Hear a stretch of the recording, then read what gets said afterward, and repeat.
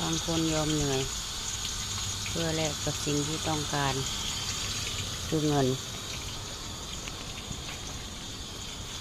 เลิกดึกดื่นแต่ก็ยังทำเพื่อคนอื่นแต่นี่คือร้านของเราเองลูกชิ้นทอด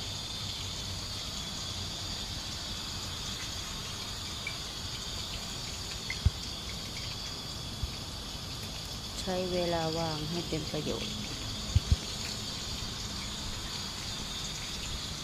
ถ้าไม่ขายลูกชิ้นก็นอน3-4 ทุ่มอยู่ดี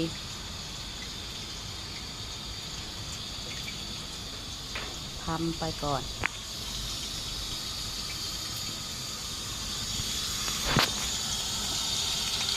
ไม่หาเงินใช้ใครจะหาเงินให้ใช้ต้องหาใช้เอง2-3 ไม้สะสมลูกชิ้นทอด